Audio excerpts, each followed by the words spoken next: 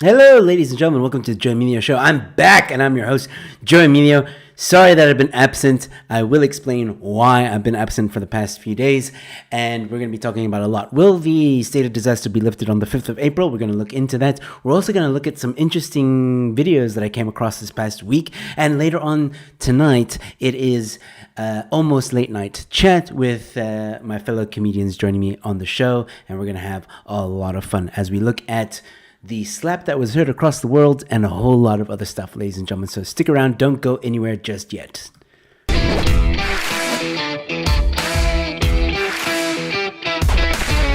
Hello, ladies and gentlemen. Whether you're watching me on Facebook, Twitter, Twitch, or YouTube, thank you so much for tuning in to the Joe Emilio Show. I'm your host, Joe Emilio. Yeah, we're back. And ladies and gentlemen, I'm really sorry for not streaming on Monday and Tuesday. I was quite ill. I'm still not 100%. I don't know if you can hear. There's a bit of a scratchiness in my throat.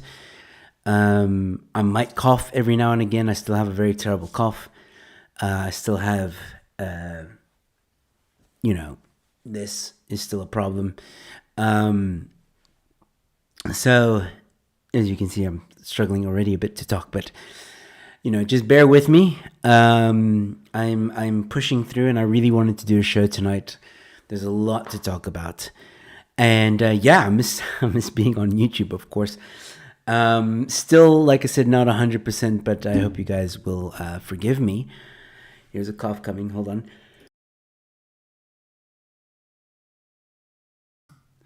I'm trying mute. Sometimes I can't always be fast enough to mute, but I promise I'm going to try and mute every time. I might get through. I don't know. We'll see. But how are you guys doing? Whether you're watching me on Twitch, Twitter, Facebook, YouTube, let me know. And comment. I can see your comments. I'll bring them up on the show, and we'll chat, and we'll have a nice conversation. Just waiting for a few more people to join in, ladies and gentlemen. Before I get into the first topic, actually, why don't we just get into the first topic so long? Because nobody really cares. Nobody cares at all about this topic. I mean, this is, in case you don't know, there's been a new National Police Commissioner, ladies and gentlemen. I cannot pronounce his name. Masemola is pretty much his surname, and I can pronounce that. So, and this guy was literally, I think, like 2 hours ago, 4 o'clock, 3 hours ago, Cyril Ramaphosa announced the new National Commissioner. In case you guys didn't know, we didn't have a National Commissioner for a while. I don't know who this is. I don't know who. I've never heard of this guy before. But apparently he's, apparently,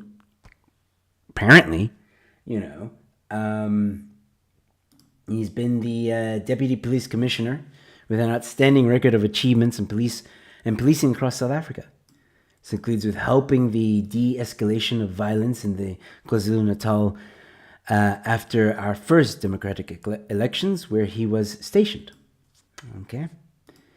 He has also brings to this position his experience in drastically reducing cash in transit heists in the period around 2016. Only in the period of 2016, like it's been a while. Like 2016 is like 6 years ago, guys. What's he been doing since 2016? I mean, there's been a lot of cash in transit heists since 2016. Is he like? Is it just outstanding in 2016? So like 6 years ago, you're like, 6 years ago, you were really good. I'm just trying to understand, like 6. You know what? 6 years ago, man, in 2016, I was looking at your past. 2016, you really excelled when it came to, those cash in transit heists. 2016, you were like top of the world, man. Not so much in 2022. I know the year just started in 2022. 2021, I know it's a weird time just after, lockdown. I'll let it slide. 2020, obviously lockdown, like nobody was moving anyway. So really, 2016 makes sense to vet someone in that year, right? 2017, 2018, 2019, don't know what happened. We don't know. We don't care. That's pretty much that's pretty much it. That's that. Imagine you go to a job, right? You apply for a job. It doesn't matter the job. Really, it doesn't. I don't know. Construction, okay? Let's say you're a builder or an architect, even better, an architect, right? And your biggest claim to fame was designing the Cape Town Stadium, okay? That was like your peak architectural thing, right? That's like your claim to fame that put you on the map. That was your biggest thing. World Cup was in 2010, guys. If you haven't designed anything since 2010, like done better, there's a problem, all right? There's a problem. But yet, with this police commissioner, this new one, apparently 2016, that was like the year that made it for him. And based on that, Cyril Ramaphosa was like, you're hired. So anyway, that's it. That's all the good things, as far as I can tell, that he had to say about this guy. That he was helping the de-escalation of violence in KwaZulu-Natal after our first democratic election. And that he drastically reducing of cash in transit heists in the period around 2016. So somewhere around 2016, he was really good at reducing cash in transit heists. We don't know what happened after 2016. I'm sorry, the way... This is just ridiculous. And, I actually wanted to check. I didn't get a chance to check. But, there was apparently vote of no confidence today. Confidence. Or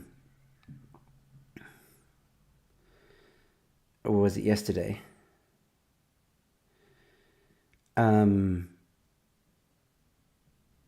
Apparently, yeah. Apparently, ANC is safe. Which, is just how. I don't know. I don't even feel like it's just stupid. Sorry, I couldn't press mute in time for that cough.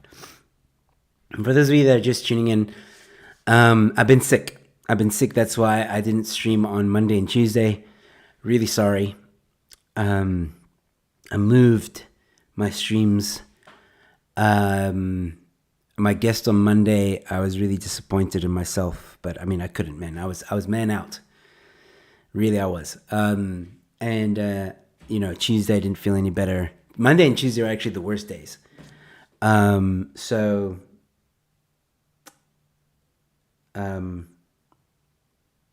Sorry. So I feel a bit better. Well, I feel a lot better today. So I thought, hey, let me try and do a stream today. It's going to be a late night chat. It's going to be a lot of fun. So let's catch up on what's been missing, what we've missed in this week. But I wasn't really looking at news from Monday and Tuesday and even Wednesday, because I was out, dude.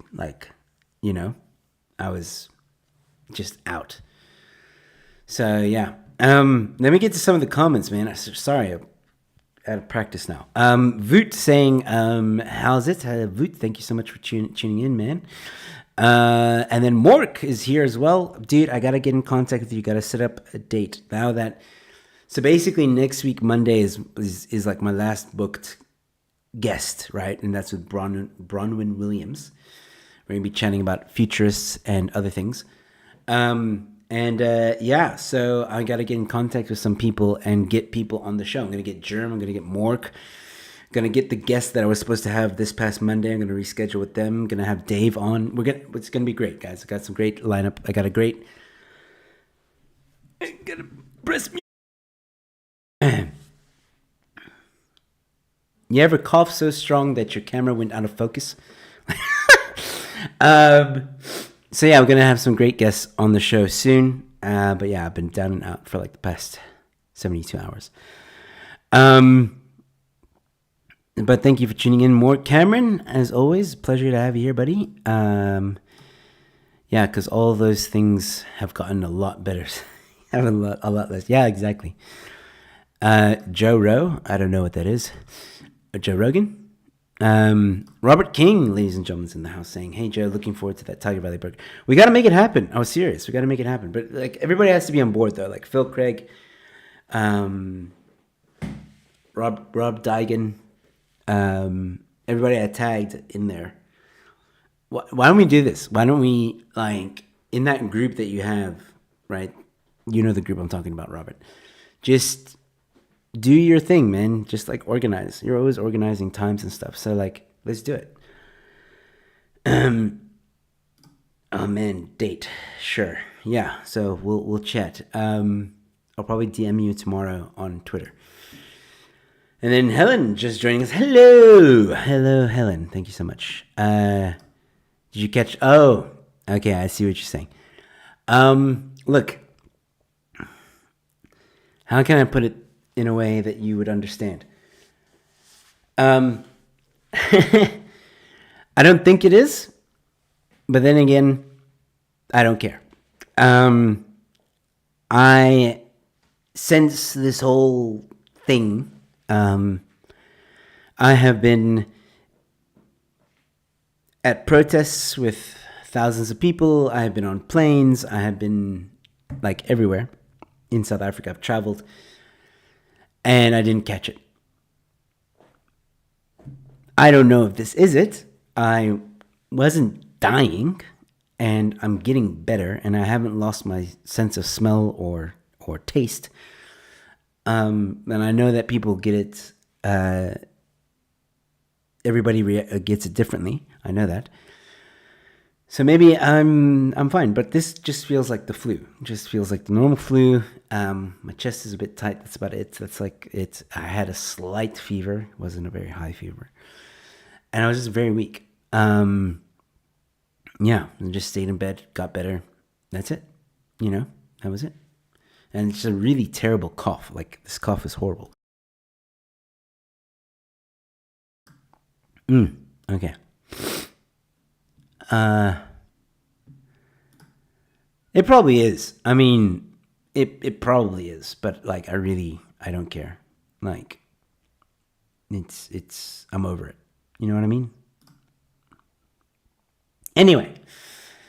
So yeah, ladies and gentlemen, new police commissioner just in the thing. I'll definitely work on a meetup. Currently been busy organizing for an Independence March. Got 5 ads coming out with a lot of help from Petsu Film Crew. Yes, big shout out to Petsu Film Crew, sorry. Looking forward to seeing those ads, man. Yeah. On that note, there is a Independence March, ladies and gentlemen, if you guys want to join on, when is it again? I know it's in April, Freedom Day. I remember that.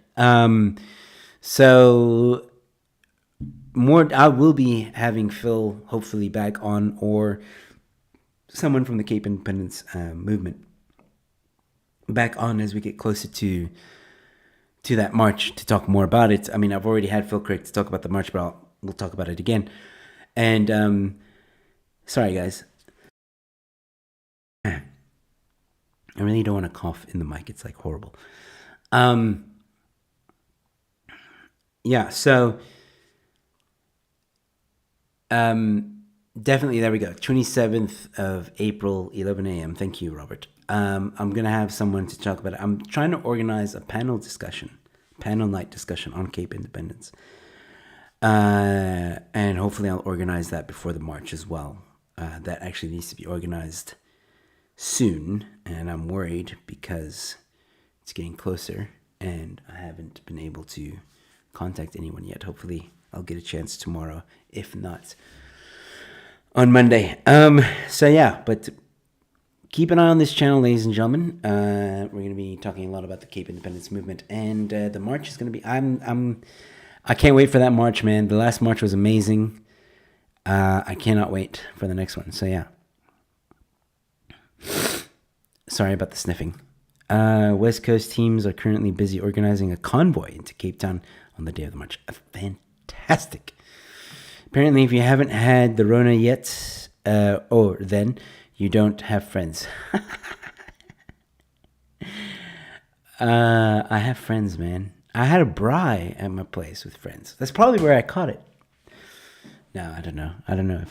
I go to gym, guys. Like, I go to gym. I go out. I live my life. Like, and winter is coming, so it's that time of the year. Flu just goes around. Like, it's just the flu. I refuse to believe it's Rona. Damn it! I'm immune. No, I don't know. I don't care. I really don't. All right. So, speaking about Rona, ladies and gentlemen, let's chat about this. I don't know if anybody's seen this in the news. This was released yesterday. Some interesting things being said here. Basically, South Africa aims to lift state of disaster by 5th April amid regulation confusion. I don't know why I said it like that. But yeah, state of disaster may be lifted by 5th April. But why? Why all of a sudden? Why all of a sudden was like, oh, we're going to wait. And then all of a sudden it's like, oh, 5th of April, you know? Well, here's the thing. All right? Here's the thing.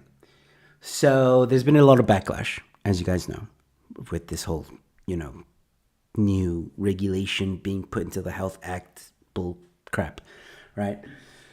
If you haven't seen it yet, go check out my video with Rob Hutchinson, Dear SA. You'll see a thumbnail. It says, End It Now. Check it out. More details on that video. But this is interesting, all right? Because the government, or Cyril said that, they're gonna implement, they're gonna put some of the regulations, lockdown regulations, into the Health Act, right? And that they wanted people to comment on this bill, okay? Which is what I've been advocating for people to do since they even mentioned this. I mean, I have DRSA open right here. This is where you can comment on the Health Act. I did link it in the description below if you haven't done it yet. Already 98,000 people, almost 99,000 people have commented already, guys. That's a big jump since last week, by the way, and I'm glad to see it. I'm glad to see more and more people are going, and I encourage you to do so. It's very important. But here's the weird part, right? So they're getting backlash, okay? They're getting backlash. And then all of a sudden, NDZ says on Tuesday, I think this past Tuesday, says that there's a new draft regulations that will be released to manage the response of COVID-19 and the state of disaster once the state of disaster is lifted. They had not been released at the time of writing. So when this article was released, they haven't been released yet. So it's another draft almost, if you will, right? And the minister said the public could submit comments on the new regulations for 48 hours. 48 hours. So I've got questions about this. And like I said, I've been sick. So I only saw this today, and I didn't get a chance to speak to Rob about this, but hopefully maybe tomorrow I'll release an update on this, get comments from Rob about this situation, because what I'm confused about now, right, is that does this void the previous draft that I'm telling people to go to, right, that I just showed you, that Dearest A comment thing, is that voided now? And now we've got to wait for these new things to come out. Is that how it works? I don't know. I mean, even it says here, it's unclear whether the new draft regulations will replace the previously released proposals or complement them. NDZ spokesperson did not respond to the request for a comment. So they're being quiet about this.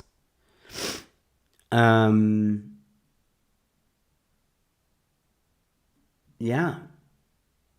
What's also interesting about this, is The DA had filed court papers to challenge the extension of the state of disaster. The trade union Solidarity had also approached the courts, and its case is due to be heard on the 5th of April.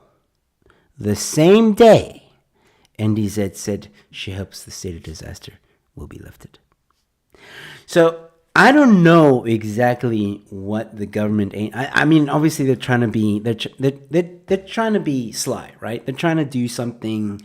I don't know exactly how it works, but something is weird, right? Something is not adding up. Something feels fishy, smells fishy. Okay. Sorry. Something smells fishy, right?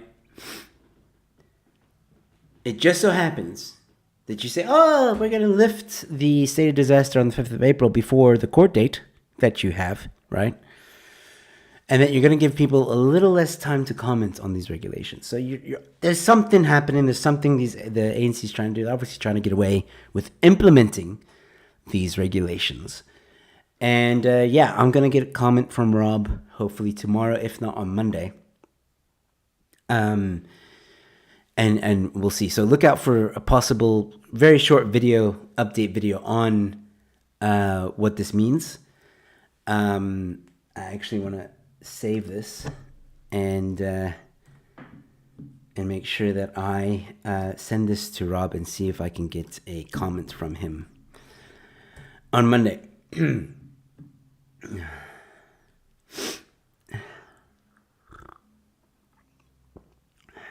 I need to sip on this. My throat gets sore. That's how it started, by the way. It started with a sore throat. Yeah, started with a sore throat. And guys, I hate being sick. Like, by the way, I hate it. It's funny how that works, though, right? Anyway, before I start talking about that, let me just finish with one topic, go into the next one. All right, so let me know your thoughts in the comment section in the live chats. What do you think is happening? Do you think the ANC is trying to be sly? Do you think they're trying to get away with something? But anyway, we'll see what happens. I'll keep you guys updated with this story. We will see if the state of disaster will be lifted on the 5th of April. In the meantime, ladies and gentlemen, regardless of what happens, please go and give your comment. I did it live on the stream the other week. Last week. It's very simple, very easy. I haven't gotten any cold calls. All right. Go fill it in. Do your thing. Comment whatever you want to comment. Even if you want to say here. All right. This is like the best part, right? Even if you want to put here, the government's. Just do it. Why not? Who cares? All right. It will still be accepted. And the best part is someone's going to get an email with that being said in it, and they're going to have to read it in court. Oh, that's going to be nice to hear. That's funny. Anyway, ladies and gentlemen, in about 35 minutes, I'm going to be joined by... I'm going to be joined by some comedians. We're going to have a nice little chat. So I'm just messaging one of them now. And yeah, we're going to look at some videos. We're going to look at some stuffs. But I also, speaking about videos, I also wanted to, I don't know if you guys, I was speaking about the, sorry, my mind's all over the place at the moment. You got to forgive me, guys. Firstly, I wanted to say that I hate being sick. I really hate being sick. I don't like it. And it's funny how that works, right? Because when I was a kid in school, I loved being sick. I wanted to be sick. I looked forward to being sick. I looked forward to winter because I knew I was going to be sick, right? And now that I'm an adult and I'm trying to make a living, I hate it. I hate it because I can't think when I'm sick. I have no energy when I'm sick. I couldn't stream with you guys. I just feel like a loser when I'm sick. And I hate it, man. I hate being sick. I just hate the way you feel and you're tired and it's and the coughing and the sneezing and the runny nose, and it's just I hate it, hate it, hate it, hate it.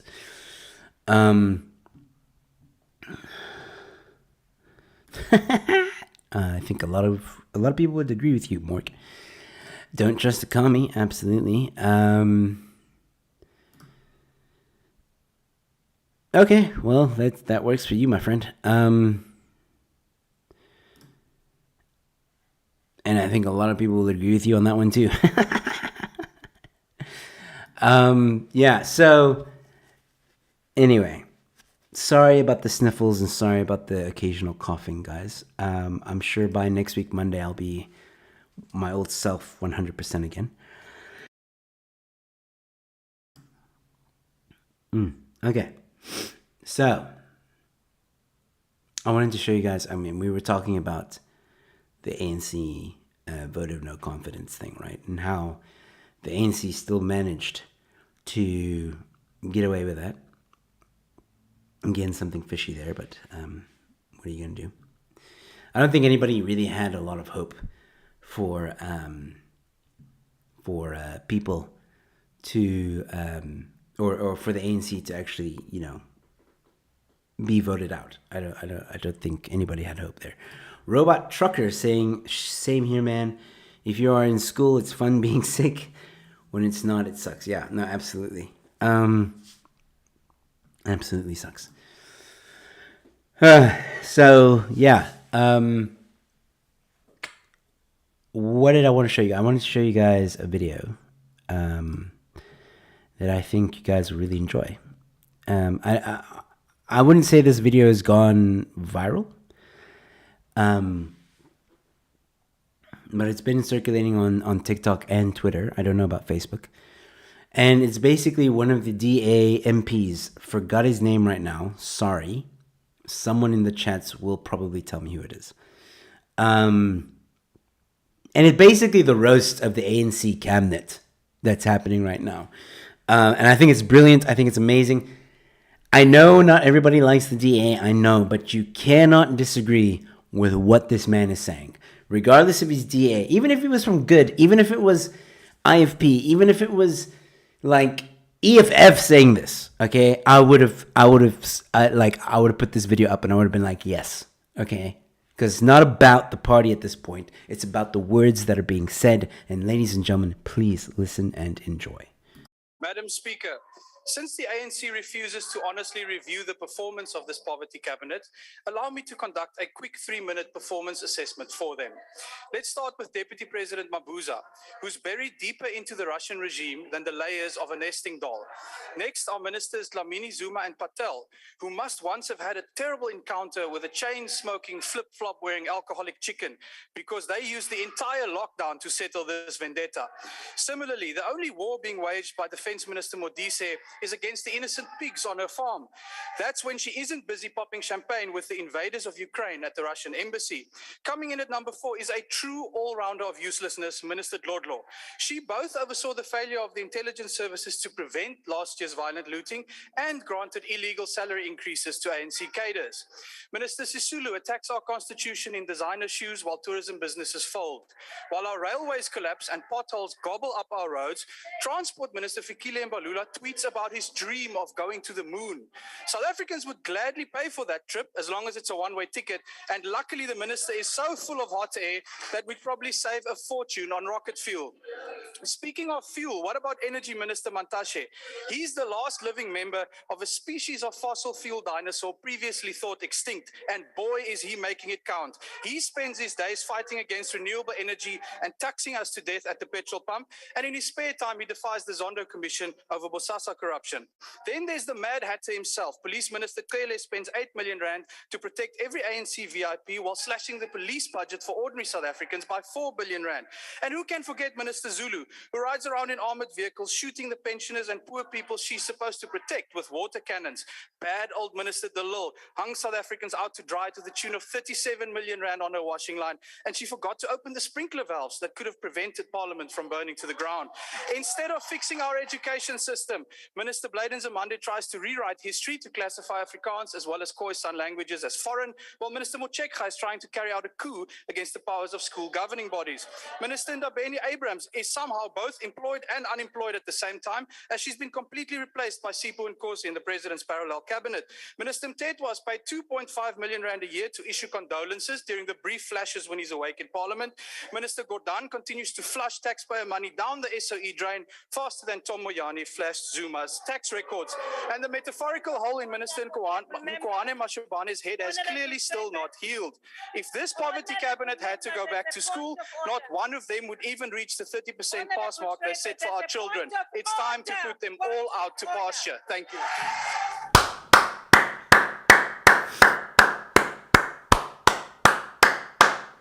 Well said.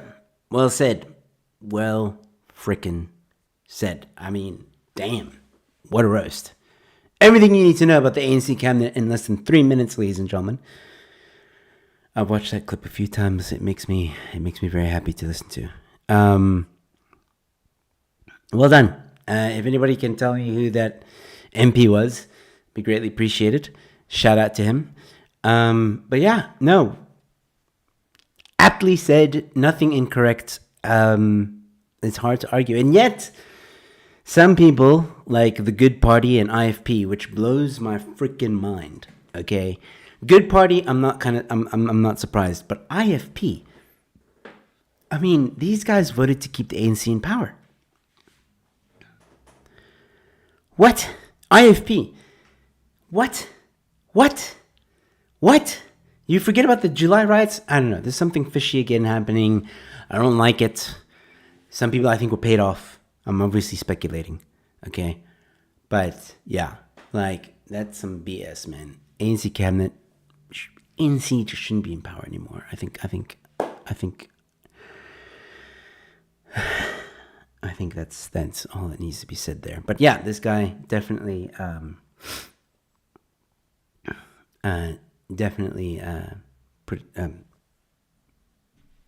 took the words right out of my mouth. Not sure if it's a great speech, storytelling, or a history lesson. Nevertheless, even both ways. Take it as both, Pet Zoo Film Crew. Take it as both. Applause here. And Zach, good to see you, my friend. How are you doing? Yeah, dude, good to see you.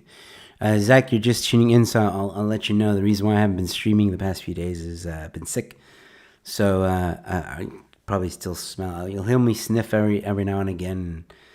I'll try and mute myself every time I cough, but I can't promise that I'll get it every time. But yeah, thanks for tuning in, man.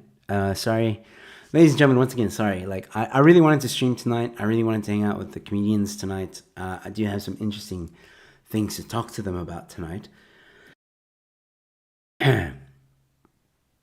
So yeah, we'll have a nice, interesting conversation. Cameron, if you're watching, I did get your email, and I will show that. I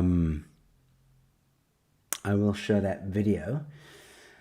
I do need to vet the video, but I'm going to trust you, Cameron. I'm going to trust you on this one.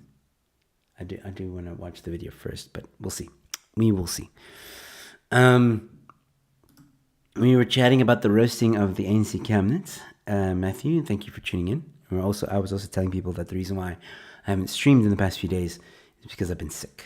And I'm still recovering, feeling a little bit better. I am drugged up at the moment, so that also helps. Yeah. Thank you, Zach, for understanding. So yeah, we got some interesting things to show you. I'm actually going to show you guys something now that I'm going to show the comedians later, because I really want to know. I really want to get everyone's take on it, or I really want to get the comedians' take on it. But I'm going to share it with you now before they come on, and I want to do it now because it's early enough, and I don't think they're going to be watching at the moment. So. Let's see. So check this out. Ladies and gentlemen, I don't know. You obviously know about the slap, okay? Like, I don't think I need to explain the slap, right?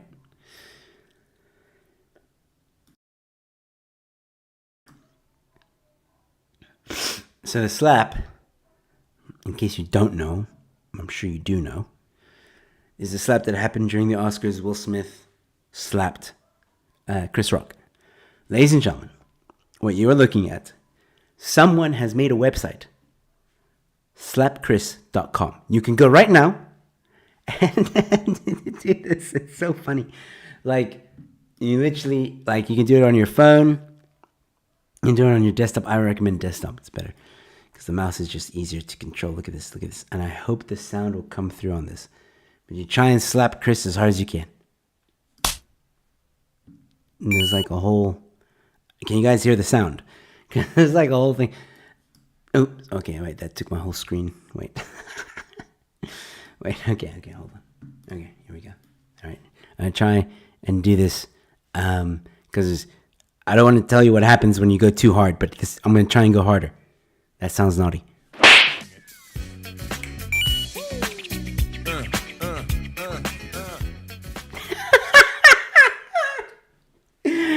The person who made this is a genius, okay? I love it. I could do this all day. Like, really, I could. Like, just 40 kilometers.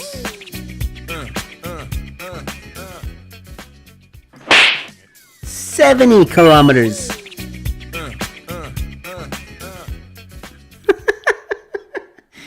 It's called it's called slapchris.com. Really easy. Slapchris.com. Somebody actually bought that domain. Slapchris.com, ladies and gentlemen.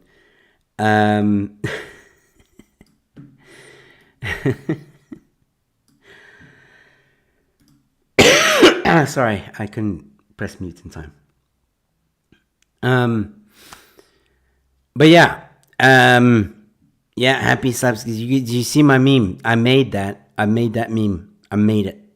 Did you see it? Did you see it, Matthew? Because if you didn't, I'll show it. Zach saying the Oscars have got the highest views in 7 years because of it. Chris Rock shows tickets went. Yeah, no, absolutely. Look, that's something I'm going to chat to the comedians about. I don't want to get into it now because I am going to have a chat with the boys because we're comedians, right? So, like, we're going to chat about it. We got to chat about it. I want to get comedians' opinions on it. And I'm going to show them this as well. So I'm going to see their reaction to this. But yeah, I think we should. I think as comedians, we should talk about it. We're not going to talk about it for the whole hour, ladies and gentlemen. Don't worry. I'll probably start on that conversation and then we'll move into other things. But that will definitely be, I mean, as comedians, I want to know their opinions on a few things. Because, like, I will say this. What's weird to me is how people are upset. Like, it's become this, again, this like divided issue, right? Because you have some people who are like, Will shouldn't have done it, which I agree with. That's the side I'm on. And then there's the other side that says, yeah, but he was defending his wife. Okay, that's what we're gonna talk about with the comedians. I'm gonna open that conversation. Then the other thing is we're gonna talk about is, was it real or was it not?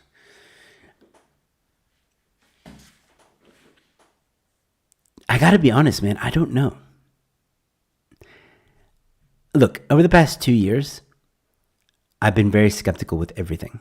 Everything that is been thrown at us, I've been skeptical about. All right? I've been skeptical about the Ukraine and Russia war. I've been skeptical about lockdowns. I've been skeptical about a lot of things. All right? With this one, though, I mean, is it far-fetched? Is it too unrealistic, or is it too unbelievable that it was faked? Of course not. This is the Oscars. This is Hollywood. This is their domain, ladies and gentlemen. That's, I mean, if they were going to stage something, this would be the perfect thing to do, right? And I know there's a lot of evidence out there that would make you think, that it's staged, right? Like I've seen the slow motions, I've seen the pictures, I've seen that, and that's the thing. People are divided because nobody can really say yay or nay. It's more like what you see and what you believe, right? So I'm still on the fence. I'm in the camp where I'm like, I'm gonna wait. I'm gonna wait this out because sooner or later the truth is gonna come out. Sooner or later the truth will come out. Will came out and he apologized on his Instagram or whatever. Screw that. That doesn't prove anything to me. That's just him playing a part. I am leaning towards it's staged because Zach just mentioned, everybody knows the Oscars, the viewership was terrible. Absolutely terrible. There was a tweet I saw earlier today. I don't know if it's true, but apparently Will's wife, who has, what's it called? Alopecia? Sorry, I don't remember the disease, but basically it's a condition where you lose your hair. Alopecia, I think it's called. Anyway, so she's been doing research into that condition and apparently has a new medicine that's going to be released soon. So that people are saying that's going to that stunt puts a lot of attention on that condition, ergo publicity stunt. Yeah, probably. I mean, that would make a lot of sense. Alopecia, thank you, Zach. Like that, yeah, that would make a lot of sense, right? I mean, again, I'm not saying that it didn't happen. I'm not saying that it isn't staged, okay? I mean, there is a high probability that it was. It's Hollywood, And Will Smith did win Best Actor of the Year or whatever, Best Actor for the... So, I mean, he's obviously a really good actor. Chris Rock should have got Best Supporting Role, in my opinion, because of that slap. But, I mean... Yeah. Like... I don't know, but it's going to be interesting to chat to the comedians about it, and look at all the evidence, and I'll have a clip there, and we'll look at everything, and yeah, I mean, even Will was laughing at it. I really want to know, and I mean, I think I think this is the smoking gun in the whole thing, because if you watch.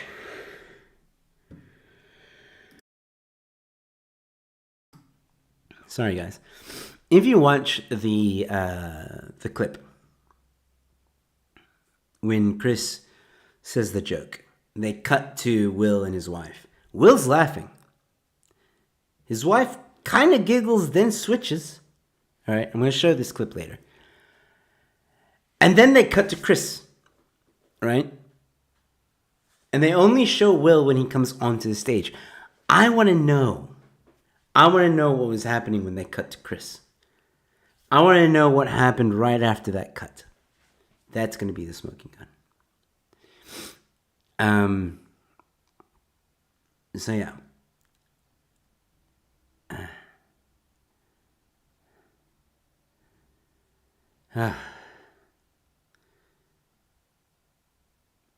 That's what I'm curious about. I know I said I'm going to talk about it with the comedians, but it's only because I'm interested to know what my comedian friends have to say about it. But for the most part, I am kind of hurtful of this Chris and Will thing. Like, yeah, it's like honestly, it's like so stupid, because it also makes you wonder, like, are we being distracted by this? Like, so a guy smacked another guy. Like, I don't know. Like I said, it's become this crazy thing that everybody's talking about, and it's like there's other things that are happening in this world that are far worse than Will Smith smacking Chris, in my opinion. No, man. Before that. Before that, there's I'll show you later when I'm playing the clip. I know that part. that's the part I think that he tries to sell it, like they needed to sell it a bit. Because they knew up until that point, like when the slap happened and all that stuff, they knew that people weren't going to really believe it. So when he sat down, he had to sell it. So yeah. Really? Well, they can wish for that, but unless Chris Rock files a assault or charge against him, nothing's going to happen, and apparently he won't. So, I mean, that's also telling, isn't it? But is it though? I don't know. That's the thing. Like, I mean, again, I'm not saying that this isn't staged. It absolutely could be. I mean, there's even I've seen, but this again, this is tweets, guys. Okay, we take tweets with a pinch of salt. I saw a tweet that said that this person's husband was working security, and the security guards got a message that Chris was going to be in an altercation, but don't worry, don't try and apprehend the guy, or don't try and like do security. It's all part of the act. Again, it's a tweet. There's no proof. Like, I don't know. I'm taking it with a pinch of salt. No, in the U.S., the law can arrest you. Well, that's the thing, though. They can. But again, Chris didn't file charges. So they asked him. He said no. Someone needs to file charges. Nothing's happening. So, I mean, if they can arrest him, then I don't know. Should they? Should he be arrested? I don't know. I mean, I'm a comedian, right? Like, that's one of my worst fears. What Will Smith did is one of my worst fears as a comedian. I mean, I don't mind being heckled, right? Heckle me all you want. You can boo me. You can do all that stuff. But to get on stage and slap the shit out of me, that's not right, man. That's not right. I don't know. We think it's staged. Well, I mean, again, I'm leaning towards that as well. I mean, I think a lot of people think it's staged because it's the Oscars, man. It's the Oscars. Maybe, here's a question to you guys. Here's a question, all right? Maybe you guys can answer in the comments quickly. Would it have made a difference if Chris Rock was performing at like a comedy club in the States and Will and his wife just happened to be there? And the same thing went down. And when I say the same thing went down, I mean Chris saw Will and his wife in the audience, cracks a few jokes, says that joke about G.I. Jane. Will laughs, same thing. Will laughs, wife not too happy. Will sees the wife being not too happy. Will gets up, goes on stage, slaps the shit out of Chris, sits back down and says, keep my wife's name out of your effing mouth. If that happened in a comedy club, staged or not staged? Now you got something to think about, don't you?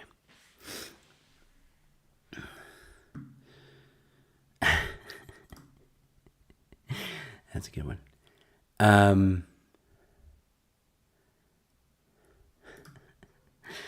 Yeah.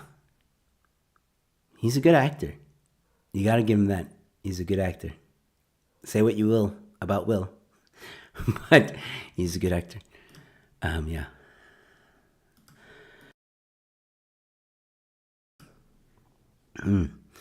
Valerie saying publicity stunt. Yeah. Look, I'm leaning towards that. I am leaning towards that. I do think I'm like 75%, 85% sure it was staged, right? There's just a little bit of doubt.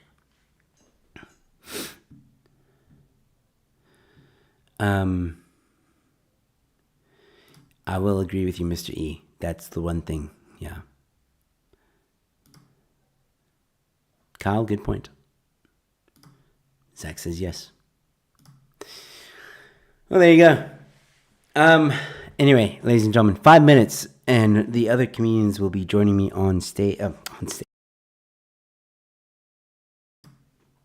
Will be joining me on the show in 5 minutes. So we'll go on a short break, and we'll continue this conversation about about Will and Chris. I really want to chat to the comedians about this. I want to get their take on it. I want to see what they think. Also want to see what they think about this website. I think it's going to be funny. I have some other videos to show you guys, ladies and gentlemen, as well. So don't go anywhere. We're going to have a nice conversation, ladies and gentlemen. It's going to be a very interesting conversation, I think. So yeah. The two main things we're going to talk about with the comedians is the idea of an audience member coming up and slapping you in the face for a joke. I mean, is that cool? Is it not cool? Is it acceptable? Is it not acceptable? We'll talk about that as comedians. And we're also going to talk about, was it real? Was it not? We'll see what the comedians have to say about that. And we won't talk about it for the whole hour. Like I said, there's other things I want to show you guys, other videos we can talk about and have a bit of fun. It's going to be comedians and it's going to be comedians talking cock, ladies and gentlemen. It's the almost late night chat, and it's where comedians, we just talk a lot of cock with you guys. You guys get to chat to us. It's a whole lot of fun and a whole lot of laughs. For those of you that are just tuning in, Beata, I hope I am pronouncing that correctly, says hi. Hello, Beata. Thank you so much for tuning in. For those of you who are tuning in now, in about 9 minutes, we're going to have comedians join us. We're going to be talking about what I just spoke about. And also, I'm sorry for not streaming on Monday and Tuesday. I have been sick. Today's the first day I feel a little bit better. A whole lot better, actually. But still not 100%. I almost didn't catch that one. But yeah, I'm trying to mute myself when I want to cough. And yeah, so you probably hear my voice isn't the same. I got a bit of a sore throat. Still coughing, still got sniffles. Nose is somewhat blocked. So yeah, excuse the low energy, ladies and gentlemen, and excuse the sniffs, excuse the coughs. I'm really sorry, but I did want to I did want to stream tonight and hang out with you guys for a bit.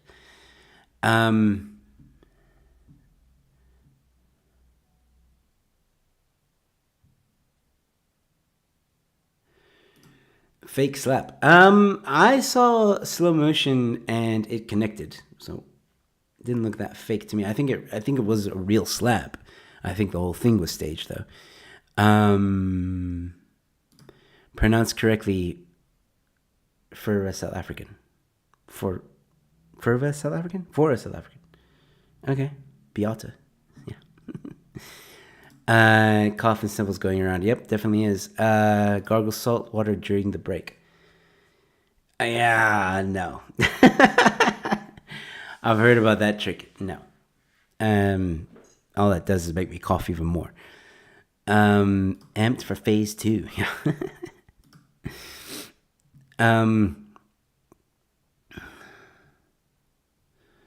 Unacceptable. When I come to South Africa, the first thing I used to do was go to shows like Joe Barber, and they always pick on me. I sit in the front row. And stop sitting in the front row, man. Unless you enjoy being picked on. I thought so. For South African. Yeah, it's always fun picking on the audience. I was supposed to do open mic night tomorrow evening, but I had to cancel with the venue.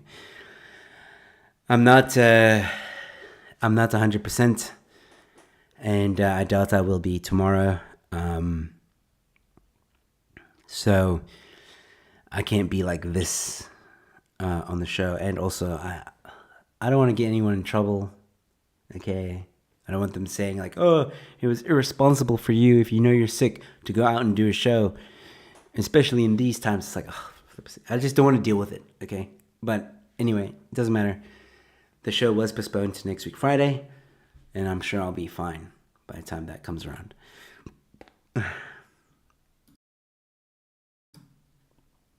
Okay, so in about a minute, hopefully, the comedians will join me. I'm going to actually text them now to join. So, yeah, it's going to be a very nice, interesting conversation, ladies and gentlemen. Do stick around. I'm going to be playing a bit of an ad. And yeah, we'll be back in 5 minutes, ladies and gentlemen, with comedians and talking about a lot of cool stuff. You need a hot toti, shot of whiskey, sachet of med lemon, and a cup of boiling water. Drink while hot. That sounds like it's gonna kill me. Like, oh my word, that must be some old wives' tale kind of shot, man. Oh my word. I'm tempted to try it though. Shot of whiskey. I don't have whiskey. Sachet of med lemon. Okay. Don't have that either. And a cup of boiling water. Like a Jaeger bomb. I'm very interested to know how this works, and it sounds like it would work. It sounds like it would defeat COVID. Like that's how hardcore that thing sounds. Anyway, no, it works like a charm. It sounds like it would, man. I want to try it. Anyway, all right. So one of the comedians have joined in the green room. I'm just waiting for the other ones. I need to change my name before I go on a break, and I always forget to do that. I'm gonna call myself the Toti Shot. How about that? That'll be funny. That'll be cool. All right, why not? Okay, so ladies and gentlemen, we're gonna take a quick 5-minute break. We'll be back with comedians. It's gonna be almost late night chat. You don't want to go anywhere. We're gonna have some interesting things to talk about. So we'll chat to you just now. Hello, ladies and gentlemen. While we're having a bit of a break and while we're here, I just thought I would let you guys know that you can become a member to this channel. When you become a member to this channel, there are 2 tiers. There's the Support Act and the Headliner Act. Each tier has its own perks. I'm not going to go into all the details right now, but just click on the join button, usually right next to the subscribe button. If you haven't subscribed yet, by the way, subscribe. If you want to become a member, it would be greatly appreciated. It really goes a long way to supporting the channel and helping me to continue to create content for you guys. And just in case you might be interested, for some of you who may not know, I am also a stand-up comedian, and I have a one-man show coming up in June of this year. There is a link in the description with all the details that you need to know, when, where, and how much, so please go check it out in the description below.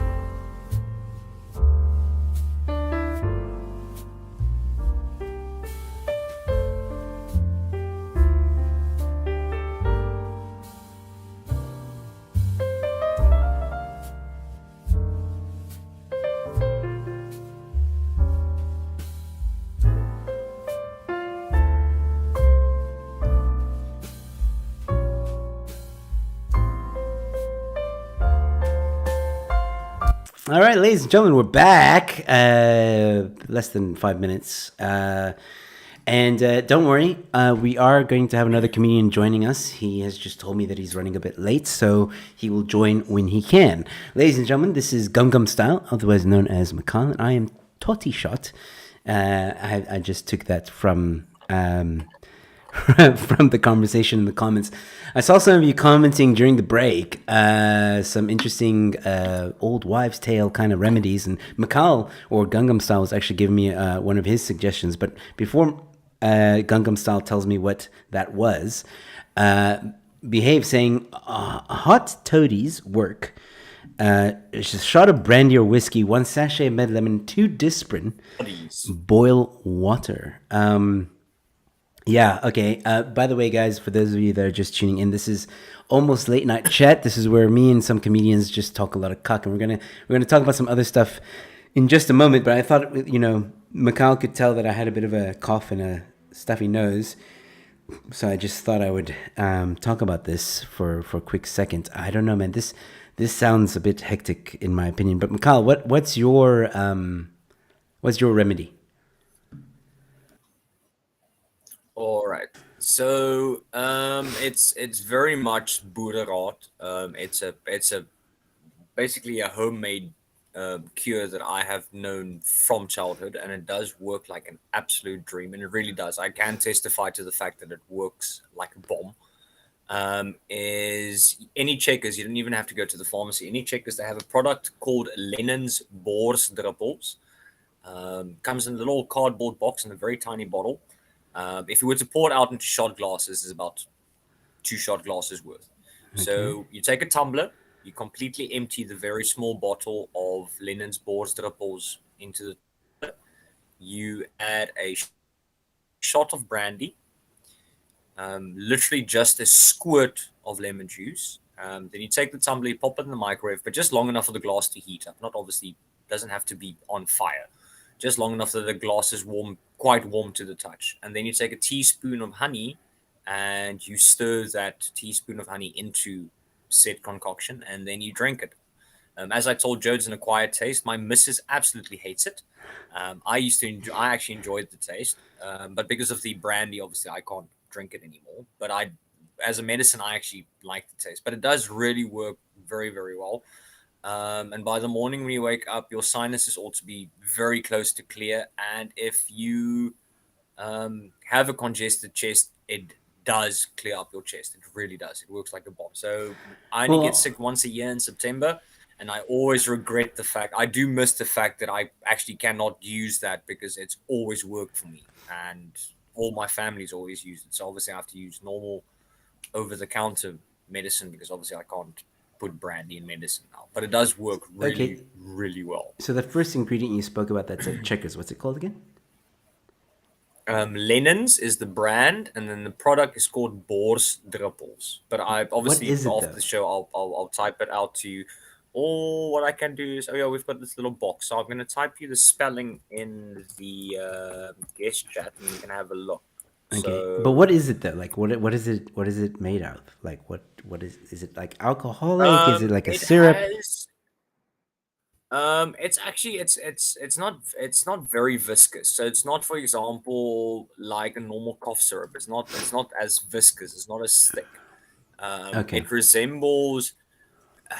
It's the best way to compare it to also by color is if you've ever had like a glass of Coke that's gone flat. It's about the same consistency.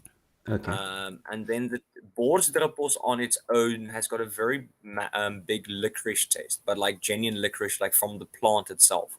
So it's got an undertone of licorice, but it really does work. No, like that's why I said it. It's an acquired taste, but it does work. The point is it does work very, very, very, very well. All right. So the taste it depends on people, but all the time that, like I said, obviously before I stopped drinking, when it came to my yearly once a year getting sick for a week, that used to be my go-to. Like I said, now I have to use your normal like Alco Felix over the counter cough syrups, and They suffice, but it's not the same. Well, Zach, you can actually drink Borsdruppels. Sorry, Zach, you can actually drink Borsdruppels just like that on its own. But that's more just if you have a normal common cold and you want to clear up your throat a bit. And it comes with like a little pouring tot on top of the bottle, so then you take it in really small. It's very small doses. Okay, my problem is I love the taste, so I would end up. Estee's cooking busy in the kitchen. I love the taste, so I would swig the whole bottle because I actually like the taste of Borsdruppels. So I'm tempted to try it, especially because my missus now is also sick. She got it from me. So maybe tomorrow I'll go to the shops and I'll try and get the ingredients because we have and it's brandy. not really expensive. I think it's about 20 rand. Okay, obviously taking account that 20 rand is a lot technically for a thing that basically only has 2 shots of fluid, so 50 milliliters. But compared to what you pay for over-the-counter medicine in general, it's actually not that bad. And the nice is you don't need a prescription. You can go into a Checkers, and while you buy your bread and your eggs and your milk, you pop into them. They where the Panados and things are, Panados and Disprin. You can pick up a bottle of Borsdruppels and you pop it in your basket or your trolley and you go pay for it, which is great. But like I said, after the show, I'll message you the recipe as well, and it works like a dream. Carl Benzo, I'm assuming you new to the show. I'm guessing. I did a show with Joe, I think last year. Yeah. I don't drink anymore because I am for 6 years now. It's 19 July is going on 6 years. I'm a recovering alcoholic. Yes. So that's why I didn't consume alcohol. Thanks. But I did a show with Joe where I went into detail not only my whole call it story or path or whatever it might be, but also things to look out for and so on and so forth. So yeah, if you want to, it will probably be in one of the playlists on the channel, and then you can go have a look if you are interested in watching. But yeah, long and sweet and short and sweet, I'm a recovering alcoholic. So as much as I love this homebrew medicine because of the brandy, I unfortunately can't do it anymore. If I really need so, I'll buy a bottle of Borsdruppels. But like I said, that on its own is just good enough for a common cold. When you have a flu, you need the slightly stronger concoction. Yeah. So. Oh, thanks. So, yeah. Well done, buddy. All right, so I'm still waiting on the other community to join. I'm trying to figure out if he's still joining or not because, like, this guy. Bevan is not Bevan. I do apologize. Peter is very much like a teenage girl's period. He's always late. So. Oh man. Yeah, because like I have some topics to talk to you guys about, but I really want Peter to be here for the conversation. So yeah. My argument is the show must go on. If he falls in, he falls in. If he doesn't fall in, we've got it looks like a nice crowd and they're nice and active in the chat. Please continue. We do like reading your comments and every now highlighting them. So please continue. So my argument is the show must go on. No. It is gonna go on. I'm just trying to get because if he says I'm gonna be there I'm gonna join in 2 minutes, then I'll wait. But if he's giving me give me 5-10 minutes, then we'll just go on. But he's as usual kind of MIA. But anyway, I mean let's just go on with the conversation. So the one thing I wanted to chat to you guys about, and Peter will just have to fall in. I was kind of chatting about it before you joined, which I know you're probably sick of hearing it. I mean, I am too, but I mean, I really wanted to get other comedians' opinions on this. I'm sure you know about the slap. Oh yeah. No, I seeing as I've been recently released from Twitter jail. What was it now? Wednesday morning. Oh, just in time. I went on. Yeah. And Tuesday morning, because obviously with the Formula One season, I'm actually most of the time I'm on Twitter to see what the hell is going on in Formula One. And I saw Will Smith is trending, and and I do enjoy his movies. He makes fun movies. And then I saw the whole he beach man slap, keep the pimp hand strong. Um, discipline and respect. So yeah, no, I saw it, Yeah. and actually, the missus and I had a long conversation because the missus and I have had quite a few times conversations about comedians and jokes, and all their lines, and if they are, do you cross them, don't you cross them, especially since the Dave Chappelle situation we had at the end, call it the end of last year, where, for example, him and the trans community were at odds about a set that he did and whatnot. So we actually had a conversation about, well, Will Smith re brought up the conversation about comedians and lines and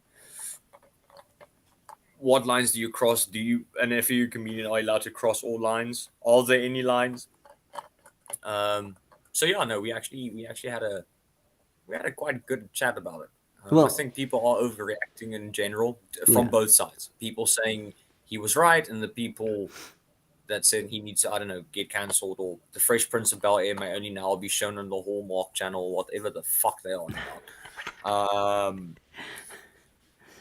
So yeah, both apparent. There's strangely enough. Okay, obviously Twitter is a very very toxic place to start off with. I will never sell Twitter as a great space. Full stop. No. It's where all the fucking social vagrants hang out, which makes sense why I'm there. But usually on Twitter you'll find that one or two people that are still at least slightly moderate. They are willing to take 5 minutes to think. This situation, there's no such thing. Strangely enough, they are people that are going, he was right, blah blah blah, and we'll die on this hill. And then other people are going, no, but it was comedy and it was jokes, and you can't laugh at the joke and then realize your wife's the punchline and then get upset and he needs to get cancelled and someone needs to kick his dog and whatever the fuck they were going on about as well.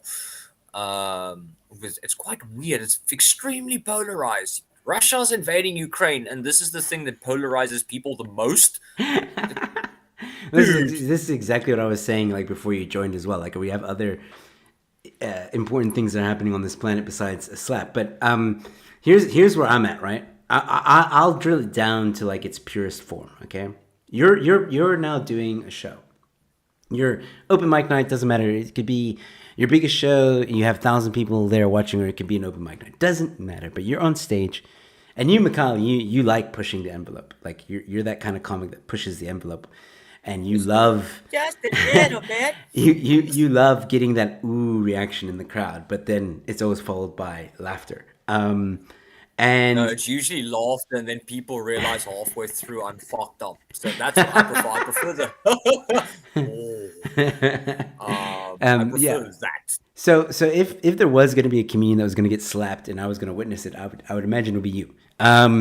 So I would just probably slap back though.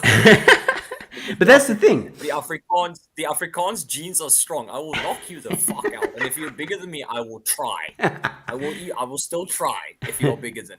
But that's what I wanted to ask, is like, you're a comedian, you're telling jokes, and that's the thing, you're just telling jokes, right? And you say a joke, it offends someone, it offends someone's girlfriend, wife, whatever. Doesn't matter. This person feels offended.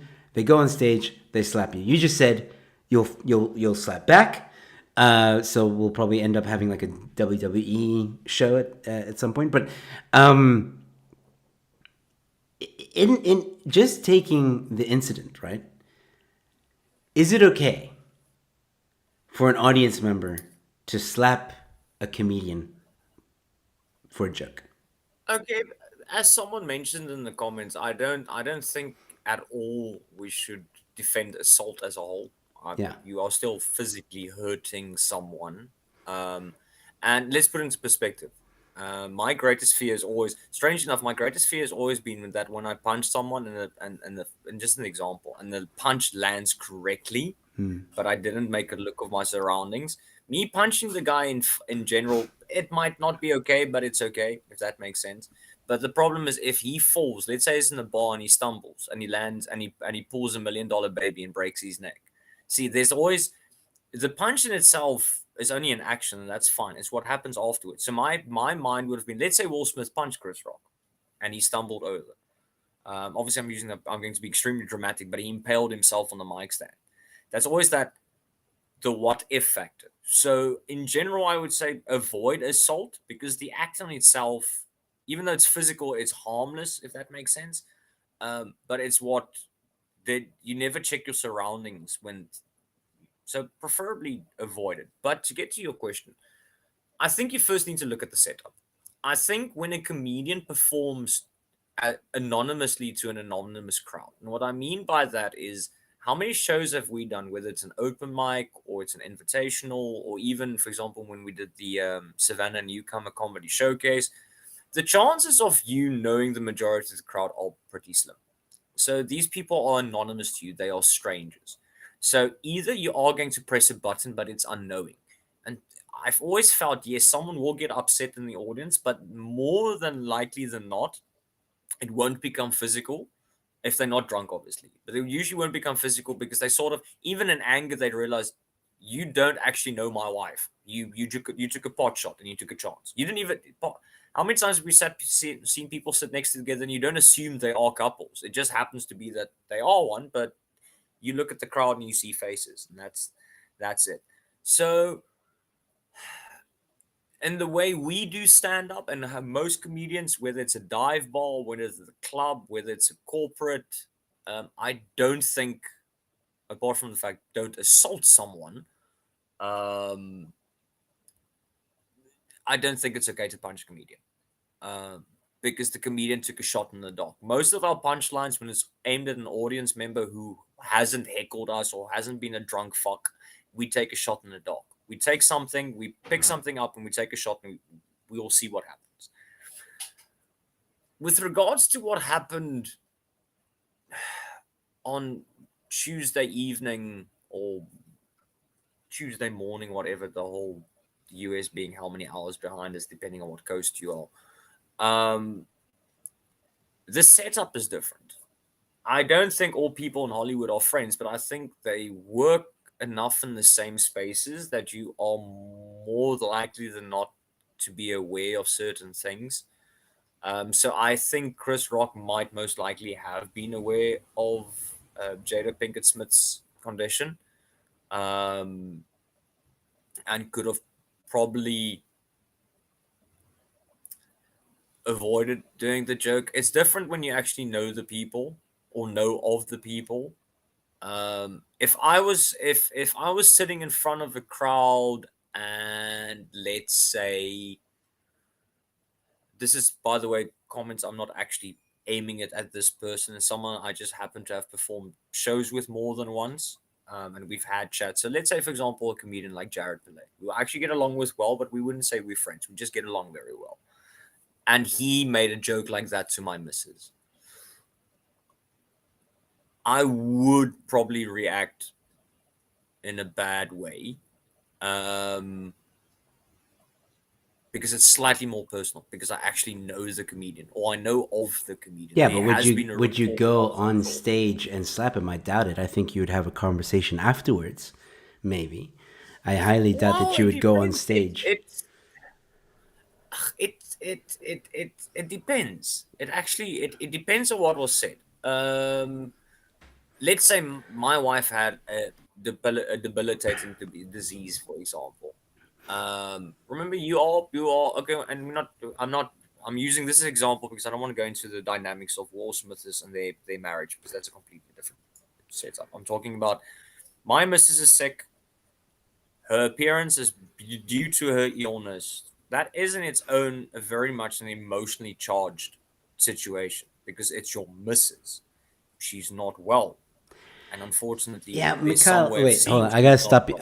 Sorry, because like this is all stuff we know, right? This is all stuff that makes sense. And this is why it's so charged on each side. Obviously, if my missus has a condition and it's sensitive to both of us, we're gonna react.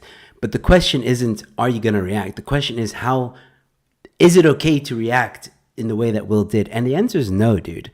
Like, that's where I'm going to put my foot down and say, like, under no circumstances. I mean, we try and raise our children, if you have children, to not resort to violence. And Will Smith is supposed to be this. I mean, in Will Smith's particular example, he's supposed to be this influencer. He's this high-paying actor. He has a lot of people that follow him that like to pretend to be him, depending on the characters that he plays. Men in Black, blah blah blah. I mean, I dressed up as Men in Black for Halloween, right?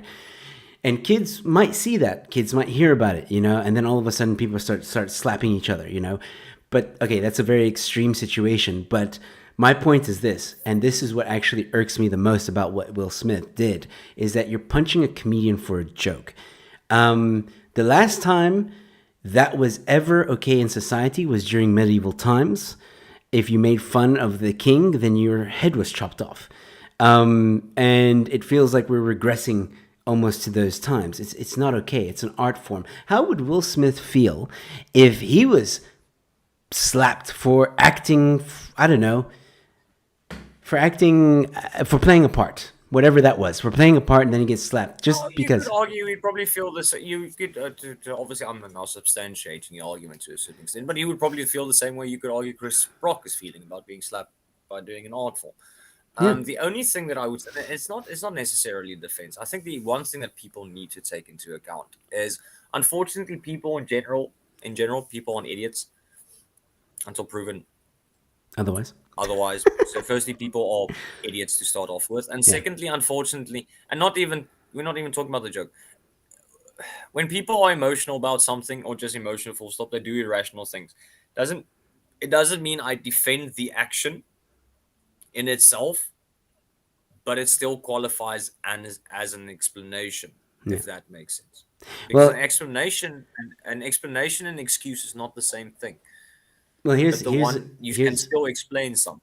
Yeah, here's I would another. prefer if comedians don't get slapped for telling jokes. I think everyone would. I think in general, I would prefer that people don't get slapped full stop. But here's another question. It is unfortunately now what it is. Yeah, here's another question about the topic.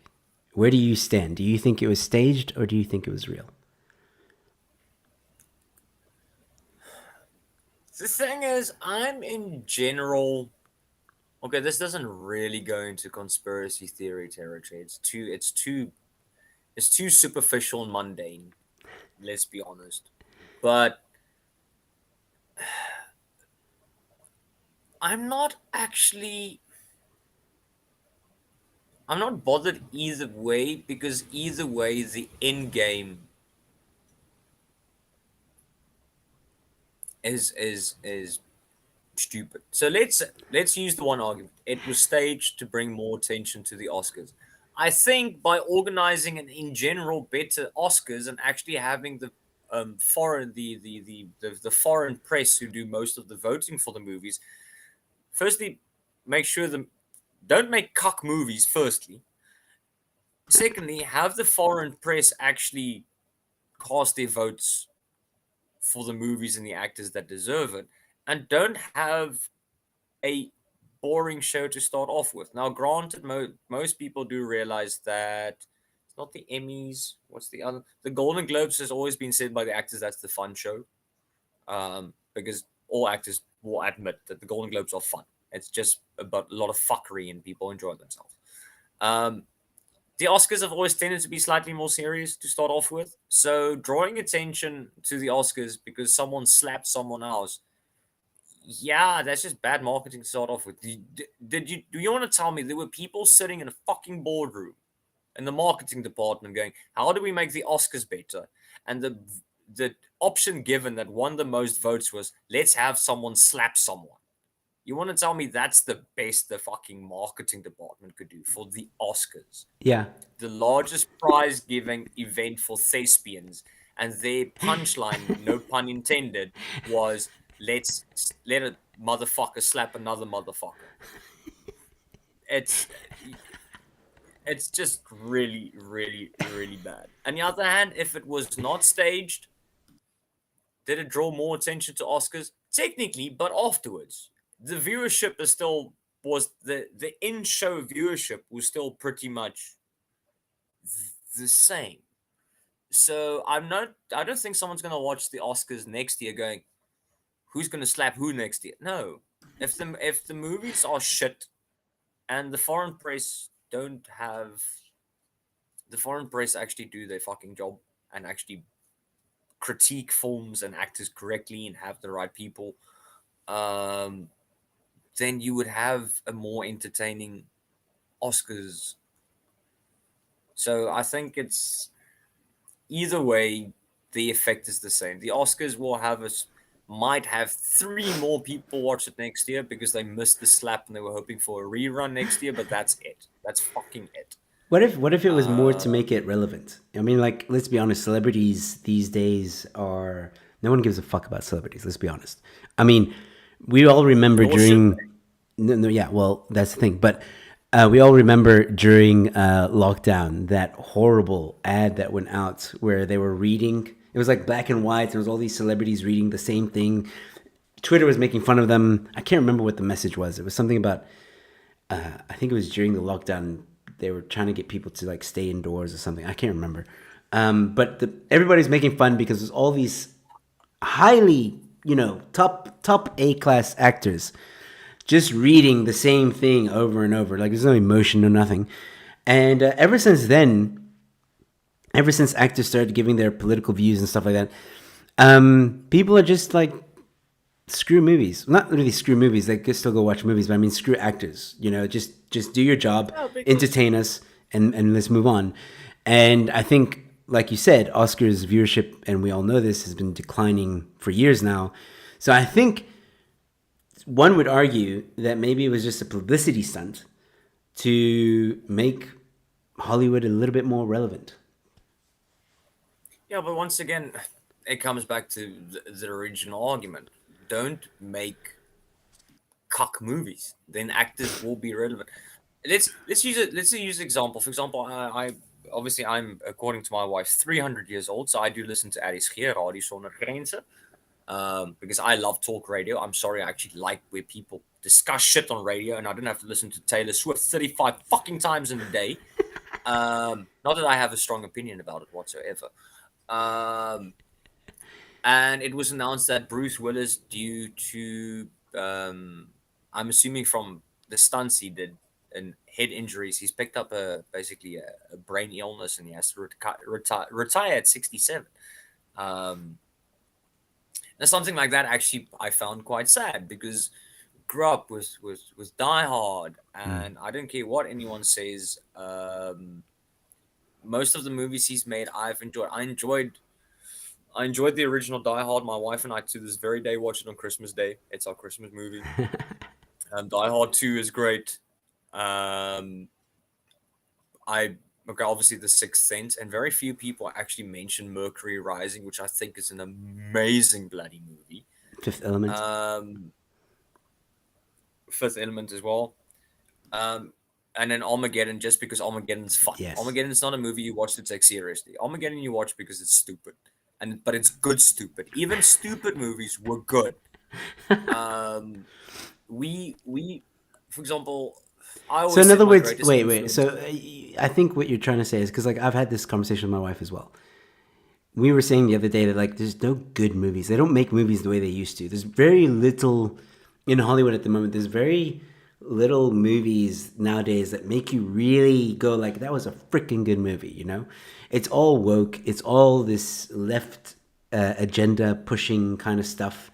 Is that what you're trying to say? Is it's a bit too woke nowadays? It's more than that. It's more. Yes, I am tired of virtue signaling in movies and typecasting, but like now very woke typecasting. But there's few standouts. So, for example, I absolutely love Dune because it was done well, and it was a European, it was a foreign director that went, I want to make a movie I would actually like to watch. When's the last time a director said, I want to make something that I'll enjoy? And usually the byproduct of that is most people will enjoy it because it's a passion project. We watched Ghostbusters Afterlife on Friday evening, and it hit all the marks. It got everything right. But apart from all the politics and this social zeitgeist of the time. Movies are just also very lazy writing. That's true. So apart from the social politics, which are Zack the Jackal's amazing, even though Jack Black gets shot the fuck up in that movie.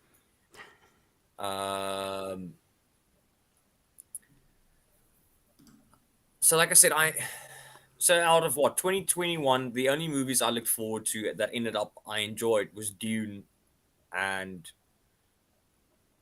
Ghostbusters Afterlife came out this year. So it was Dune or did it come out last? Any case, I'm a massive James Bond fan. I'm still a bit worried about watching the new Bond, and I love Bond. I have all the books written by Ian Fleming. I could basically do the whole script from Goldfinger. I know all the cars and all the gadgets and all the lore.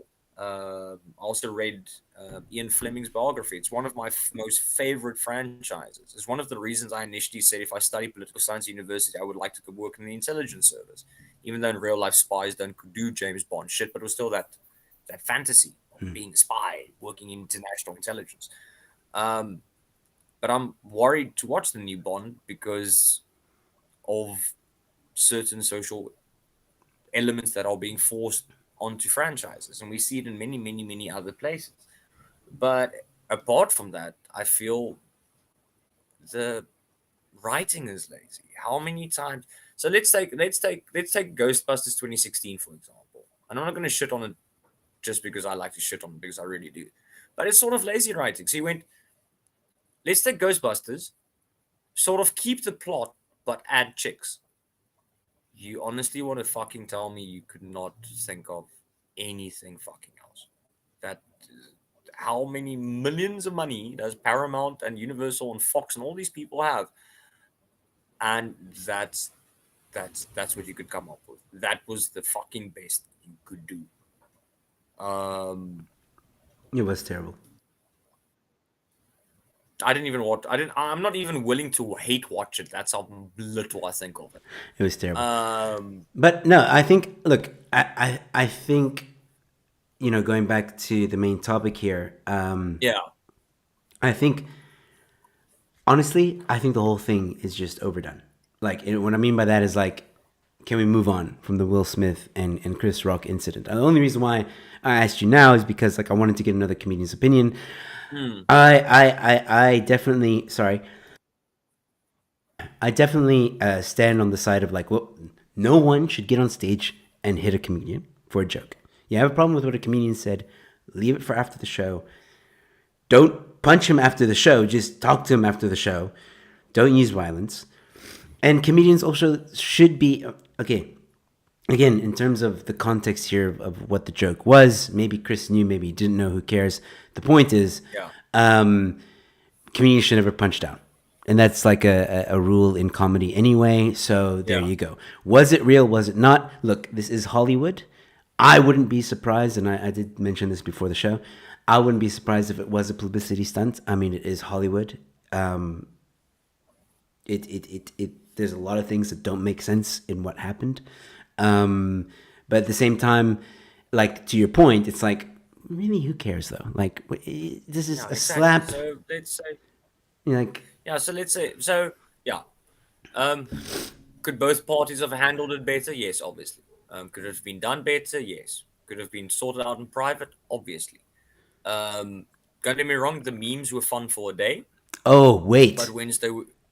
Speaking about memes, you had a field day with the memes and the clips, and but let's be honest, they were fun for a day. Wednesday morning, we woke up and continued on our life. Yeah. Go onto any social media feed, anything but past. Okay, I'm using SA time. Anything past Wednesday 10 o'clock in the morning, the memes had dried out. Everyone got their fun out of it, but this is true. Hollywood goes on, lazy writing goes on, and virtue signaling and all that nonsense, it continues going on. It was a little blip on the radar. It was fun. It was fun while we had it, but it was 24 hours and it's gone. Okay, I don't think it will prove. I want to know what you're gonna think of this though, because I mean, this I couldn't believe that someone actually made this. So this is it's literally slapchris.com. All right. So you can go to www.slapchris.com and you can slap Chris. And it measures the velocity of your slap. So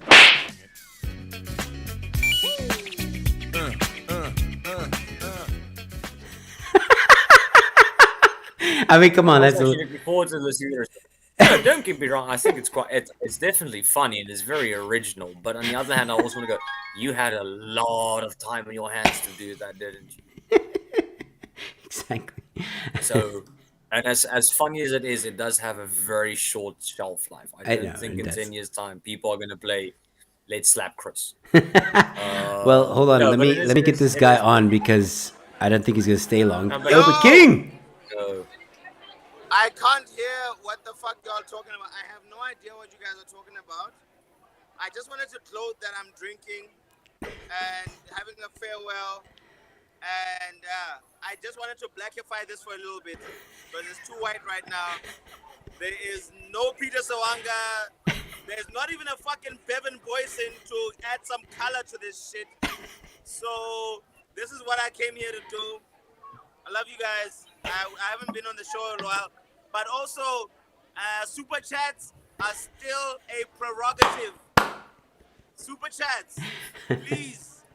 These motherfuckers are struggling with money. I am not. And I'm glad they are. Well, there's one white guy. And then there's Joe Emilio, who I can't validate where he falls in the spectrum. But what I'm saying is, they need more money than I do. So super chat and do what it needs to do. Otherwise, watch SpongeBob because I have an endorsement.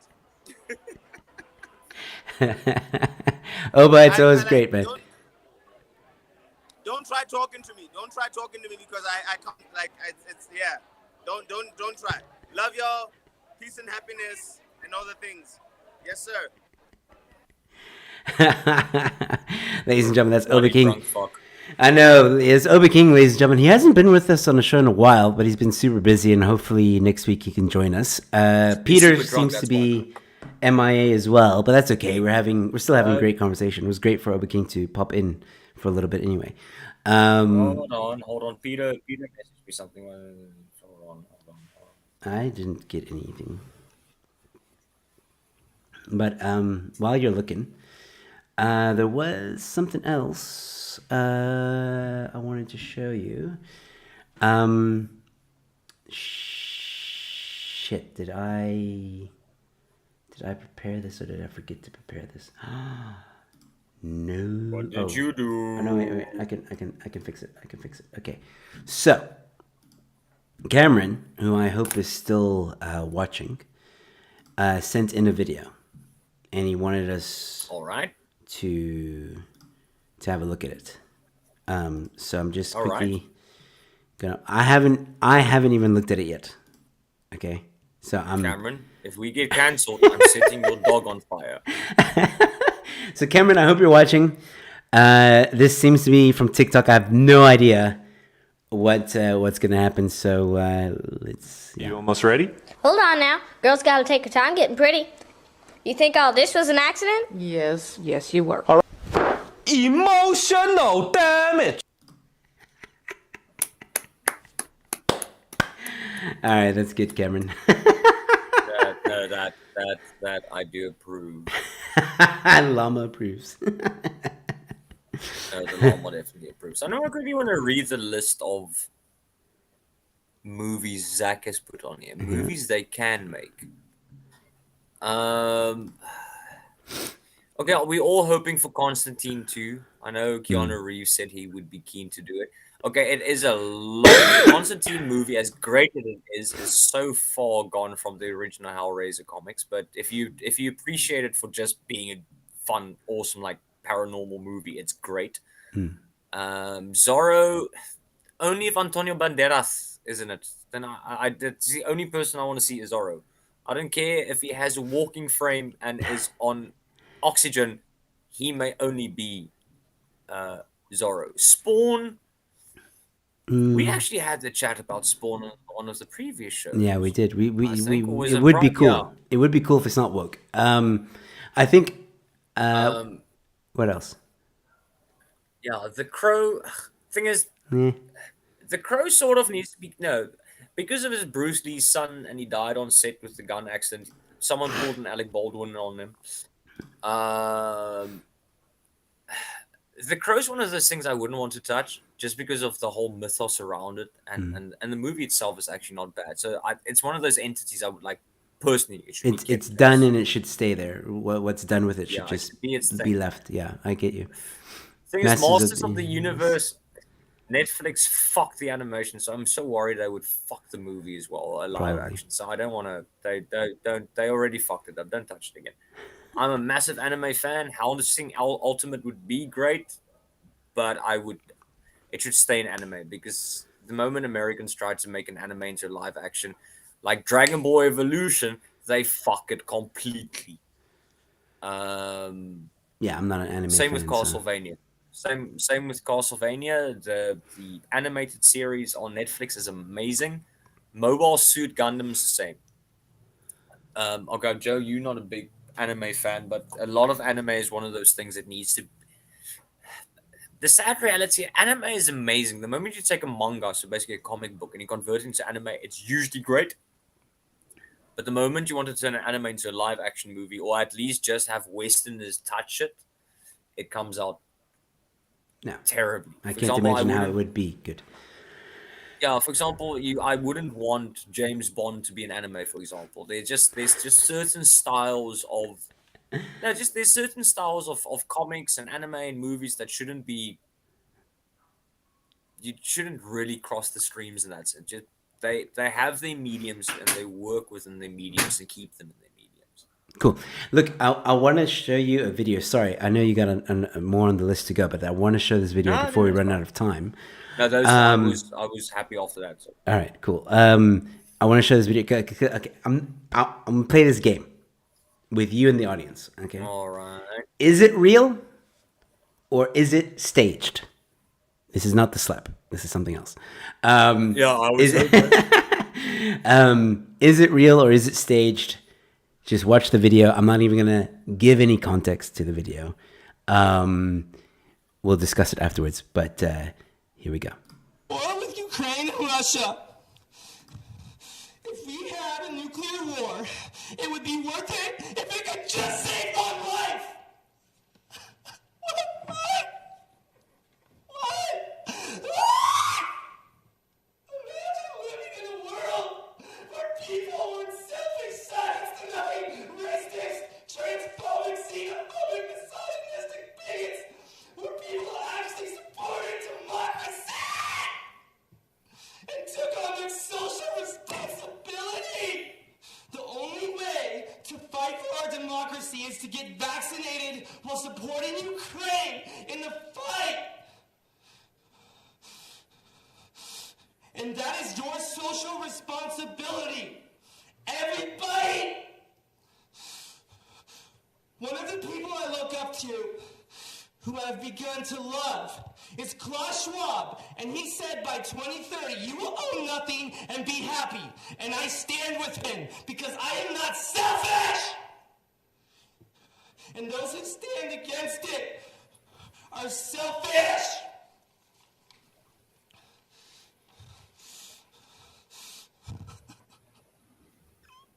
My closing statement, my only regret is that I didn't stop Breonna Taylor's killers. I still remember like it was yesterday. I was shopping at Target in the Pride section looking for a shirt for my 6-year-old openly gay transgender nephew after I got off work at Starbucks where I'm a barista. But at least I know that I was helping the LGBTQ community while Breonna Taylor was killed. Every night I lay on my pillow and I pray that Dr. Fauci will that's your make a time. vaccine for white supremacy. I hate myself! Thank you. That's your time. Appreciate it. Well,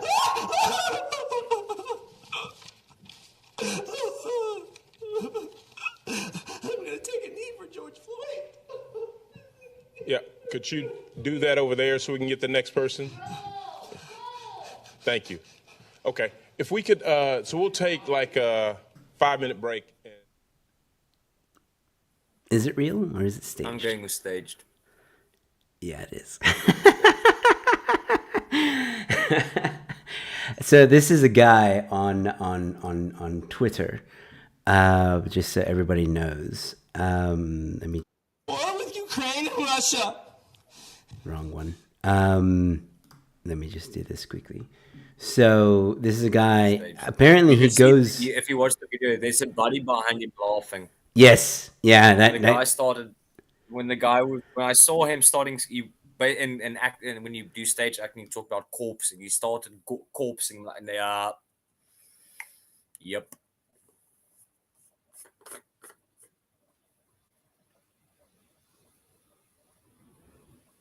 Why is the volume gone? Can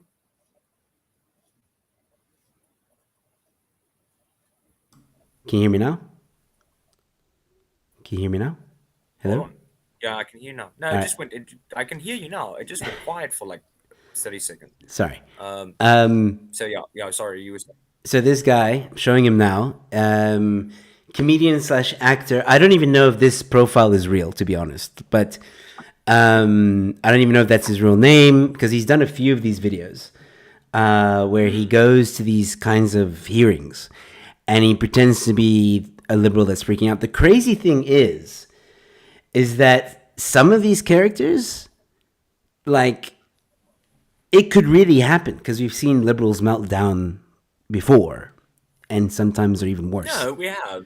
No, we have. The only thing that gave it away was his friend corpsing, even so briefly in the background. Like, okay, Yeah. because you wouldn't be stupid if you were staging something like that. You wouldn't be stupid enough just to go in alone. You would have someone that you planned this with to go in with you. So yeah, but it's brilliant though. It was quite a few people in the comments that went, no, it's real. Yeah. So convincing.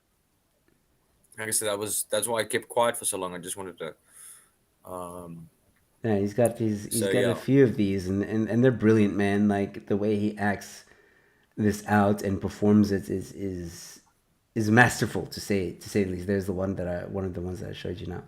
But I thought it'd be fun to see because like I was shown this by a friend and I thought it was real.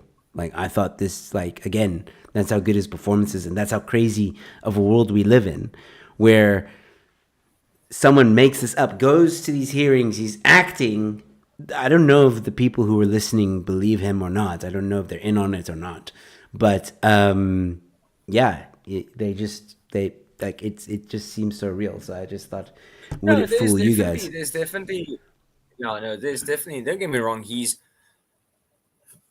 definitely done his research, and the way all the people that have gone completely off the rails at protests and marches that go, the ones that always obviously find the camera. He's definitely watched more than one like severe freak out video to get some inspiration.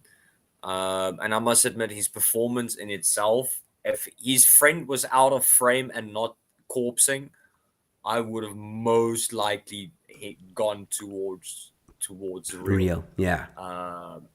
So no, it's fucking well done, son. It's really fucking well done, son. Yeah, so ladies and gentlemen, go So check out. actually go onto Twitter and go, you were very realistic, but your friend fucked up. Yeah. Um, Yeah, give him a follow. It's Cassidy Campbell or C Campbell based is his Twitter handle. Apparently he's in Dallas, Texas. He has a YouTube video where he posts the whole video, which is entertaining, to say the least. He obviously puts the best parts on Twitter. Yeah, the only thing I just feel bad for this. Well, whether you are liberal or conservative on the spectrum, I do actually feel in this case sorry because these are normal, just state employees. These are government employees. They're literally just there to have a forum. They are truly only doing their job. Whether you agree with their job or whether you agree with the topic that is on for debate, it's up to you. Yeah. But these people are literally just doing a job. They literally they punching their 9 to 5. It is government, so it's bureaucracy and fucking paperwork. And whether this is staged or real or not, they have to sit there and keep a fucking straight face because they are representing the US government or whichever state. So I felt, you get that what is it, secondhand shame or secondhand awkwardness, whatever. Yeah. I think it's secondhand awkwardness. And like, dude, I feel for you guys. I fucking really feel for you guys. It's like, shame, dude. You just wanted to punch your clock and get your and being in the US, your 401k. That you just want to do your job and your paperwork and go home and be miserable in your marriage and watch the football game, and you have to sit through all this cock. Well, I like what the guy said at the end when he was Just go do it over yeah, there. go do it over there. It's fucking brilliant. The thing is, it's not his first rodeo. It's not that first guy's rodeo. He's like, we have a certain amount of time for your fuckery. You have run out of fuckery time. Now go fuckery over there with the other fuckeries. He's like, yeah, just go do that over there. Brilliant. Food is saying I should put a link to his Twitter. It's a good idea. I'll do it afterwards. I'll do it after the stream. What I can do is quickly go. You might hear ourselves now. Sorry. Let me just go quickly. Oh, there it was. I could have just done it there, but anyway. Did you hear me now? Here we go. All right. And here's the link I'm going to put in the live chats. Here we go. There you go, guys. Enjoy. If you're watching on Facebook, Twitter, or Twitch, you won't be able to see that. You'll have to go to YouTube and go to the live chat and check it out. But yeah, that's that guy. We have 8 minutes left. I feel like there was something else I wanted to chat to you about, but I can't remember now. But yeah, this is basically it. I mean, I wanted to chat about the slap thing, and I think we're both in the same boat.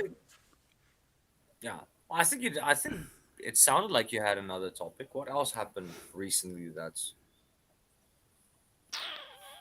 weird or hold on, there was something.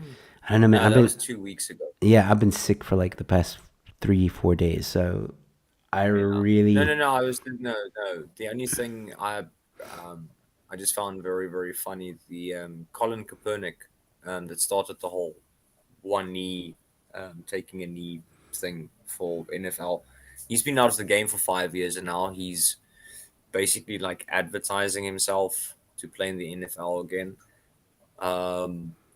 I'm just thinking, I'm not, once again, his politics, I don't have the time and the energy to go into that politics discussion and his social views, but I just found it interesting. You've been out of the game for 5 years. And then secondly, a few years ago, he did an advert where he basically compared NFL team owners and the draft. For those that don't know, is basically you pick the best players from a roster every year before the season. He compared that to the slave trade in an open ad. I'm thinking, my dude, I don't think there's an NFL team that will touch your ass after that ad. Doesn't matter. First, you've been out of the game for 5 years. You were a second string quarterback to start off with.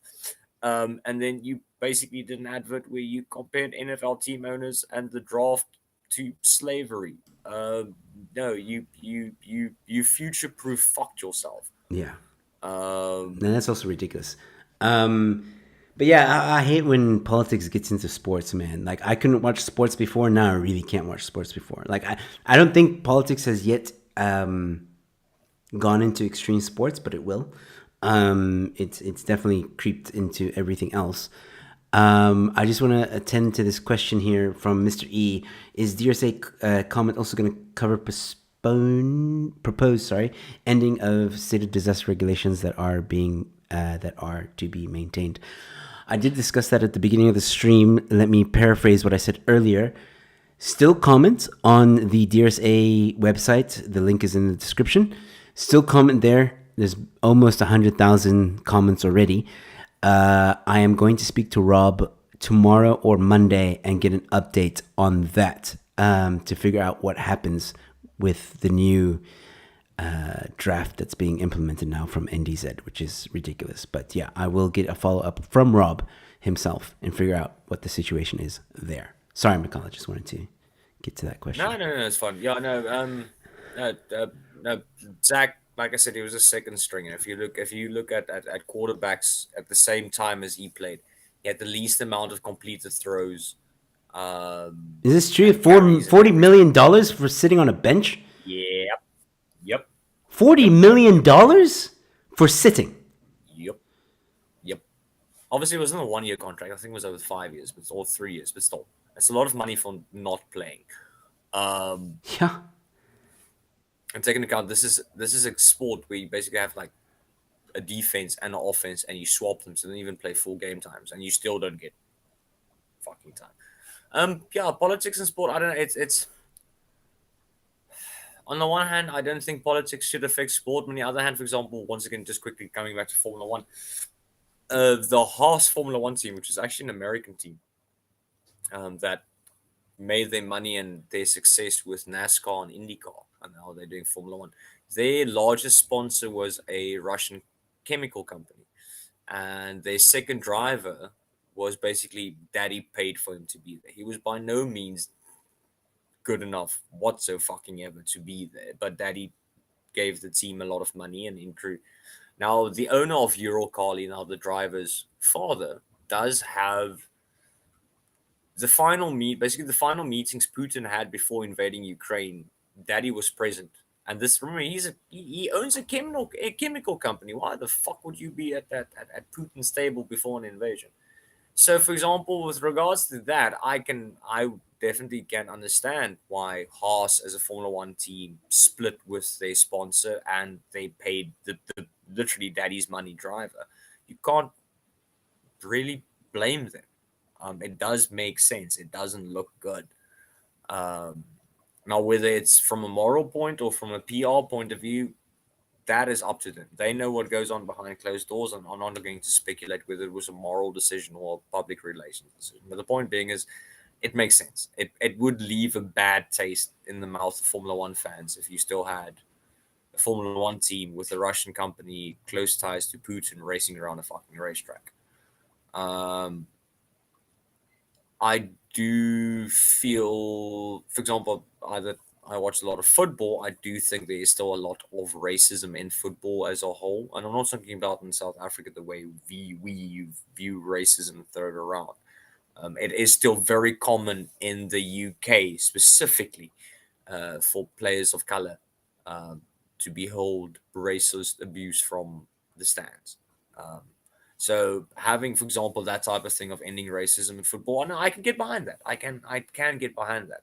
I just feel sometimes the countries where it's worse doesn't get focused. So, for example, Russia, and it's not because of the Ukraine, but for example, Russia is, if you're anything besides white and Russian, you are fucking dirt.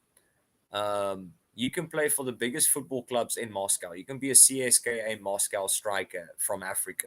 Your own fans will hurt or fucking abuse at you. But FIFA and UEFA don't focus on that as much as, for example, the Barclays Premier League, because more people watch English football than they do Russian football. So I think they're very badly guided with where they want to. We focus on where the most cameras are, not so much where the problem is the most. Not taking away from that it shouldn't be sorted out in the UK, but there are other places that sort of like drastically needed more, if that makes sense. Yeah, but like it's But that the whole thing, whole- man. Like, look, I don't care if this gets me in trouble or whatever, but that whole kneeling bullshit never worked. Kneeling and raising your fist is not going to cure racism. I'm sorry, but it's not. You know what's going to cure racism is No, I'm not disagreeing with you. is raising people to be decent human beings and basically not being a dick. That's how you start fixing the problem. Agreement. I'm in agreement. For example, Bevan posted something on Facebook today. Did he get banned for it? Strike him on. No, for once not. He actually posted sort of like a good thing. Marcus, long story short, the English football team lost a major tournament last year because of a penalty shootout. They fucked up, and the three young black players that took the shots in the penalty shootout got a lot of racist abuse, and a person has been, I think, either fined or imprisoned for 6 months for racial slurs, genuine racial slurs, not all my feelings, genuine racial slurs. See, the thing I find that effective. Yeah, no, absolutely. If people see there's a cause and effect, so it's firstly, and sometimes I do have a disagreement with one or two people. One or two people? Yeah, every now, yeah, only one or two people I have discussions with. On the one hand, like as with any social political issue, the one part is definitely education. You need to educate. But on the other hand, those people that cannot be educated, they should at least know there's a cause and effect. Yeah. Does it stop making them being racist? No, because they will continue being racist for the purpose of this example. But knowing that they can have a really fucking bad time with Bubba in a prison cell will stop them from saying it out loud or on social media. So you have education and basically fear. Either I educate you to be better or I force you through fear to be better. Spoken like a true I can never say this damn fucking word. Are you trying to say spoken like a true Afrikaner? Because you are correct, sir. All right, well, we do have to end off the show. Sorry, Mikhail, I do have to go. However, I do want to end it off on this note as well. What did Chris Rock find on his face after the slap? Fresh prints. That's quite good. The law approves of this. I must admit, the law approves of this. This is good. It's not a joke I would tell on stage, but at a braai with a few mates and a few beers, the llama approves the braai joke. There you go, ladies and gentlemen. Thank you guys so much for hanging out with us. Sorry I can't be longer. I do need to get some rest. I've been doing this for 2 hours, and I'm quite tired. That's the word I was looking for, Mr. E. Thank you so much. I can never say that word. Yeah. But Mikhail, thank you so much for joining me. It turned out to be an interview just with you, but it was still fun.